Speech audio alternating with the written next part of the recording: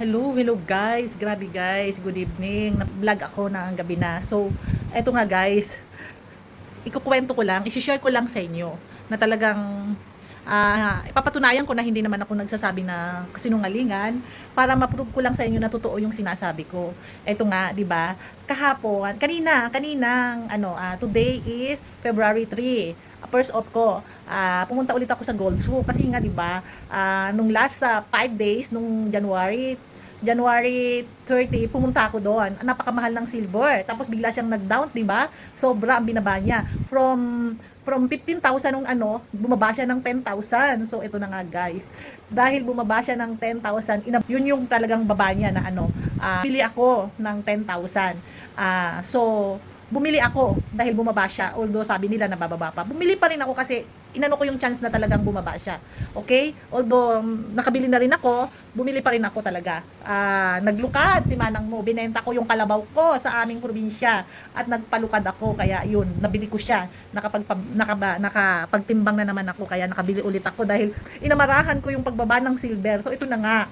Ibabalita ko sa inyo. Grabe talaga. I really like silver talaga. Papatunayan ko sa inyo. Kasi nga, di ba, nakita nyo yung live ko na kanina lang, na-chinek ko yung price ng silver. Sa market medyo tumaas na kasi siya. Sa market nag-show siya ng 12,200. Ngayon, nung pumunta ako sa Gold Souk, chinek ko, tinanong ko is 13,500 niya binibenta. So ngayon, 'di ba naghanap naman ako kasi nga bumili ako kagabi ng silver dahil 'yun ang pinakamababang presyo. Inabangan ko talaga 'yon dahil segundo lang tumaas na rin talaga siya.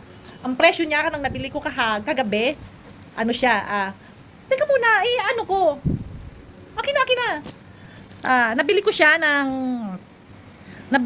ng kagabi ko lang siya binili guys. So ayan, nakita nyo naman yung date. Ayan. Okay, pakita ko sa inyo.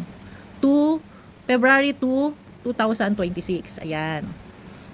Kagabi, anong oras ko siya nabili? Alas 10. Actually, pinabili ko lang siya kasi nga out of duty na ako. So, binili ko yan. Ito ang presyo niya. Kagabi, 10,265. Ito yan, yung PAM. Ito kasi, mahal to. Mas mahal to sa mga Emirates mas mahal ang PAM silver kasi Swiss siya. So, yan. Ayan, may certificate pa siya. So, binili ko yan kagabi. Ngayong gabi, same time. Same time dito. Oh, ayan ang time mo. Alas 10 din. Isang araw lang. Alam niyo ba? Binabayaran niya sa akin ng 12,200 yung itong PAM na to. Imagine niyo guys. Isang araw lang. Kagabi ko lang to binayaran.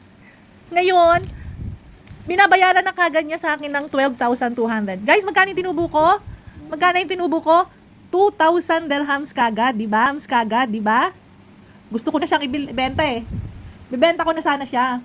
Kaya lang, syempre, inisip ko, tataas pa rin syempre ang silver. Bakit natin siya ibebenta ng mababa ang presyo? 'Di ba? O, 'di ba? Gets nyo? Pero kung talagang nagti-trading kayo, yung talagang ang purposes nyo is trading, benta, bili, benta, kikita na kayo. Imagine mo isang araw lang, pwede naman, 'di ba? Tapos bili lang ako ng silver. Ang kaso kasi, mahirap, nagkakaubusan nga ng silver. Lalo na itong PAM. Sabagay maraming silver doon. Kaya lang iba kasi ang presyo nito, 'di ba? Mapresyo siya kaysa doon sa Emirates. Kita mo yung unang niya 11,000 something yata, yung 11,600 babayaran niya sa akin yung kung Emirates lang. Kung sinabi kong PAM, okay, 12,200. Pero syempre hindi ko pa rin siya binenta. Although kahit sabi ko, pwede ko naman siyang ibenta na. Tapos bumili na lang ulit ako ng panibago, pero wala, tumaas na naman din eh. Chinek ko rin yung sa presyo, tumaas na rin siya. So ganon. I-share ko lang talaga na talagang grabe. In one day, 2,000 kagad ang tinubo nito. Ay, ano pa kaya sa mga susunod na araw? Bababa siya o tataas? Kaliwali. Intayin pa rin natin yung pagtaas niya, di ba guys? Just mark. One day lang yan. So, yun lang. Na-share ko lang sa inyo. Kasi nga, nag-experiment ako kanina sa Gold Souk, di ba? Yun, napag-alaman ko na talagang babayaran nila sa akin tong 12,200, di ba? Experiment lang.